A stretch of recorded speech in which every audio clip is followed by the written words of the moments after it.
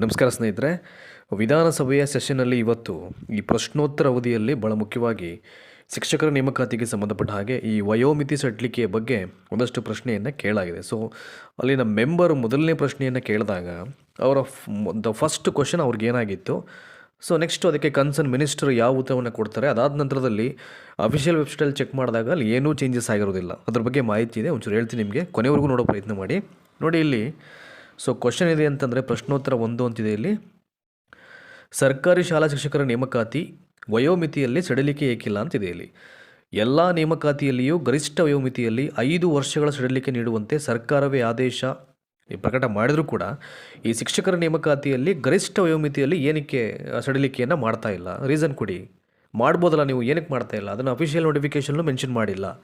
So ಇದನ್ನೇ coat ಮಾಡಿ ಮೇಯ್ನಾಗಿ ಈ ಒಂದು ಪ್ರಶ್ನೆಯನ್ನು ಕೇಳಿದ್ದಾರೆ. ಈಗ ನೆಕ್ಸ್ಟ್ ನೋಡಿ, ಇಲ್ಲೊಂದಿದೆ, ಸರ್ಕಾರಿ ಶಾಲಾ ಶಿಕ್ಷಕರ ನೇಮಕಾತಿ 2026 ನಿಯಮಗಳಲ್ಲಿ ಸರ್ಕಾರದ ಆದೇಶ ಸಂಖ್ಯೆ ನೋಡಿ, ಇಲ್ಲೊಂದು ನೋಟಿಫಿಕೇಷನ್ ನಂಬರ್ ಬರುತ್ತೆ, 29/1/2026 ಪ್ರಕಾರ ನಿಗದಿಪಡಿಸಿರುವ ಗರಿಷ್ಠ ವಯೋಮಿತಿಯಲ್ಲಿ ಒಂದು ಬಾರಿಯ ಕ್ರಮವಾಗಿ as A one time measure 5 ವರ್ಷಗಳ ಸಡಿಲಿಕೆಯನ್ನು ಅಳವಡಿಸಿಕೊಳ್ಳಲಾಗಿದೆ ಅಂತ ಹೇಳ್ತಾ ಇದ್ದಾರೆ. ಎಲ್ಲಿ ಇದನ್ನು ಇನ್ಕ್ಲೂಡಿಂಗ್ ಮಾಡಿದರೆ, ಎಲ್ಲಿ ವಯೋಮಿತಿಯನ್ನು ಸಡಿಲಿಕೆ ಮಾಡಿದರೆ, ಎಲ್ಲಿ ಅಳವಡಿಸ್ಕೊಂಡಿದ್ದಾರೆ, ಆಯಿತಾ?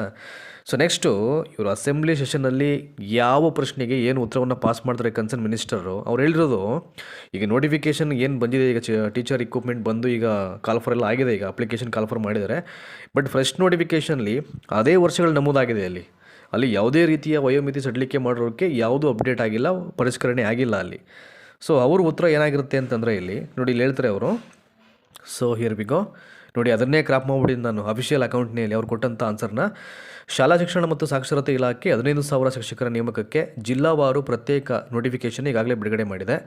ರಾಜ್ಯ ಸರ್ಕಾರ ದಿನಾಂಕ 29/1/2026 ಸೊ ಏನು ಒಂದು ಅಫಿಷಿಯಲ್ ನೋಟಿಫಿಕೇಷನ್ ಮಾಡಿರೋ ಅದರಂತೆ ಅಭ್ಯರ್ಥಿಗಳ ಗರಿಷ್ಠ ವಯೋಮಿತಿಯಲ್ಲಿ 5 ವರ್ಷಗಳ ಸಡಿಲಿಕೆಯನ್ನು ನೀಡಲಾಗಿದೆ. ವಯೋಮಿತಿಯ ಮಾಹಿತಿಯನ್ನು ಅಧಿಸೂಚನೆಯಲ್ಲಿ ನೀಡಲಾಗಿದ್ದು, ಅಭ್ಯರ್ಥಿಗಳು ಅಧಿಸೂಚನೆಯನ್ನು ಸಂಪೂರ್ಣವಾಗಿ ಓದಿಕೊಂಡೇ ಅರ್ಜಿ ಸಲ್ಲಿಸಲು ಕೋರಲಾಗಿದೆ. ಅಭ್ಯರ್ಥಿಗಳು ಸೂಕ್ಷ್ಮವಾಗಿ, ಪರಿಪೂರ್ಣವಾಗಿ, ಸಮಗ್ರವಾಗಿ ಎಲ್ಲವನ್ನು ಓದ್ಕೊಂಡೇ ಪ್ರಶ್ನೆ ಮಾಡಿರೋದು. ಅವರಷ್ಟೇ ಅಲ್ಲ, ಎಲ್ಲರೂ ಪ್ರಶ್ನೆಯನ್ನು ಮಾಡ್ತಾಯಿದ್ದಾರೆ. ಸೊ ಒಂದು ಟರ್ಮ್ ಆಫ್ ಮೆಜರ್ ಎಲ್ಲ ಇಲಾಖೆ ರಿಕ್ರೂಟ್ಮೆಂಟಲ್ಲಿ ಮಾಡಿದರೆ, ಇಲ್ಲಿ ಮಾಡಿಲ್ಲ, ಆಯಿತಾ? ನೆಕ್ಸ್ಟು ನೋಡಿ, ಇನ್ನೊಂದು ಕಾಪಿ ಇದೆ ಈಗ ಇಲ್ಲಿ. ಅವ್ರು ಹೇಳಿದ ಪ್ರಕಾರವಾಗಿ ನಾವು ವೆಬ್ಸೈಟಲ್ಲಿ ರಿಲ್ಯಾಕ್ಸೇಷನ್ ಮಾಡಿದ್ದೀವಿ ಅಂತ ಹೇಳಿದ್ರಲ್ಲ ನೋಡಿ, ಪ್ರಶ್ನೋತ್ತರ 2 ಈಗ. ನೆಕ್ಸ್ಟು ಸರ್ಕಾರಿ ಶಾಲಾ ಶಿಕ್ಷಕರ ನೇಮಕಾತಿ ವಯೋಮಿತಿಯಲ್ಲಿ ಸಡಿಲಿಕೆ ಎಲ್ಲಿದೆ, ಎಲ್ಲಿ ಮಾಡಿದಿರ ನೀವು ನೋಡಿದ್ರೆ ಅಫಿಷಿಯಲ್ ನೋಟಿಫಿಕೇಷನ್ ಮಾಡಿದ್ದೀವಿ ಅಂತ ಹೇಳ್ತಿದ್ದೀರಾ. ಸೊ ವೆರ್ ಇಸ್ ದಾಟ್, ಎಲ್ಲಿ ಮಾಡಿದ್ದೀರಾ ಅಂತ ನೋಡಿ, ಇಲ್ಲಿ ಇದೆಯಲ್ಲ ಅದು. ಶಿಕ್ಷಕರ ನೇಮಕಾತಿಯಲ್ಲಿ ಗರಿಷ್ಠ ವಯೋಮಿತಿಯಲ್ಲಿ ಸಡಿಲಿಕೆ ನೀಡಲಾಗಿದೆ ಎನ್ನುತ್ತೀರಿ, ಎಲ್ಲಿ ನೀಡಲಾಗಿದೆ ಹೇಳಿ ಅಂತ. ಅದು ಐ ಥಿಂಕ್ ಅಲ್ಲೇ ಪ್ರಶ್ನೆಯನ್ನು ಮಾಡಲಾಗಿರೋದು. ನೋಡಿ, ಇಲ್ಲಿ ಇದೆಯಲ್ಲ ಅದು. ಕರೆಕ್ಟಾಗಿ ಈ ಇಮೇಜ್ಗೆ ಅದನ್ನು ಕ್ರಾಪ್ ಮಾಡಿದರೆ ಏಜ್ ರಿಲ್ಯಾಕ್ಸೇಷನ್ಗೆ ಸಂಬಂಧಪಟ್ಟಂಥ ಅಪ್ಡೇಟ್ ಏನಿತ್ತು ಅಫಿಷಿಯಲ್ ನೋಟಿಫಿಕೇಷನಲ್ಲಿ, ಅದರಲ್ಲಿ ಏನಿಲ್ಲ. ಅಲ್ಲಿ ಫ್ರೆಶ್ ನೋಟಿಫಿಕೇಷನ್ ಏನಿತ್ತು ಅದೇ ಇಲ್ಲಾಗಿದೆ ನೋಡಿ ಇಲ್ಲಿ.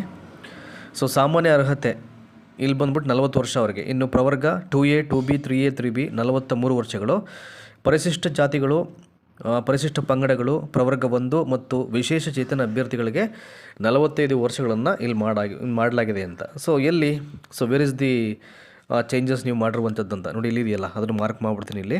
ಸೊ ಇಲ್ಲಿ ಅವರು ಹೇಳಿದ ರೀತಿಯಲ್ಲಿ ಯಾವುದೇ ರೀತಿಯ ಒಂದು ಚೇಂಜಸ್ಸು ಇಲ್ಲಿ ಕಾಣ್ತಾ ಇಲ್ಲ. ಹಾಗಾಗಿ ಇಮಿಡಿಯೇಟ್ ಅದಕ್ಕೆ ಅವರು ಪ್ರಶ್ನೆಯನ್ನು ಮಾಡಿದ್ದಾರೆ.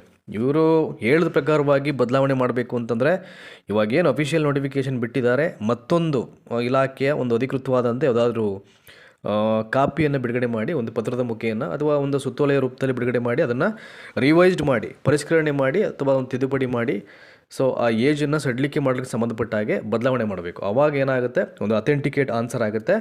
ಸೊ ಎಲ್ಲರೂ ಏನು ಅದನ್ನು ಬಯಸ್ತಾ ಇದ್ರು, ಸೊ ಫೈನಲಿ ಅವ್ರಿಗೆ ಅದು ಆನ್ಸರನ್ನು ಪ್ರೊವೈಡ್ ಮಾಡ್ದಂಗೆ ಆಗುತ್ತೆ, ಒಂದು ಅವಕಾಶವನ್ನು ಅವ್ರಿಗೆ ಕಲ್ಪಿಸ್ಕೊಟ್ಟಂಗೆ ಆಗುತ್ತೆ. ಅದಿಲ್ಲ ಅಂತಂದರೆ ಇಲ್ಲಿ ಏನೇ ಡಿಸ್ಕಷನ್ ಸೆಷನ್ ನಡೆದ್ರೂ ಕೂಡ ಹೇಳ್ದೇ ಹೊಳ್ತಾ ಹೋದರೆ ನೋಟಿಫಿಕೇಷನಲ್ಲಿ ಯಾವುದೇ ರೀತಿಯ ಬದಲಾವಣೆ ಆಗಲ್ಲ.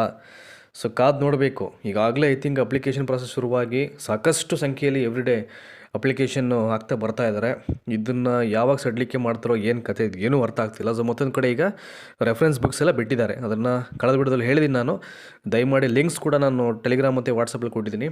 ಈಗ ಅಫಿಷಿಯಲ್ ನೋಟಿಫಿಕೇಷನಲ್ಲಿ ಏನು ಸಿಲೆಬಸ್ ಬಿಡುಗಡೆ ಆಗಿತ್ತು PST GPT ಮತ್ತು HSTR ಎಕ್ಸಾಮ್ಸ್ಗೆ, ಅದೆಲ್ಲದಕ್ಕೂ ಈಗ ರೆಫರೆನ್ಸ್ ಬುಕ್ಸನ್ನು ಇಲಾಖೆ ವೆಬ್ಸೈಟ್ನಲ್ಲೇ ಡಿಸ್ಕ್ಲೋಸ್ ಮಾಡಿದರೆ ದಯಮಾಡಿ ಟೆಲಿಗ್ರಾಮ್ ಮತ್ತು ವಾಟ್ಸಾಪ್ನಲ್ಲಿ ಲಿಂಕ್ ಇದೆ, ಕ್ಲಿಕ್ ಮಾಡಿ ನೀವು ಎಲ್ಲ PDF ಡೌನ್ಲೋಡ್ ಮಾಡ್ಕೊಳ್ಳಿ. ಆಮೇಲೆ ಇನ್ನೊಂದು ಭಾಳ ಪ್ರಮುಖವಾಗಿ ದಯಮಾಡಿ ಈಗಲೂ ಕೂಡ ತುಂಬ ಜನ sir district wise notification PDF ಬೇಕು, ಎಲ್ಲವೂ ಇದೆ.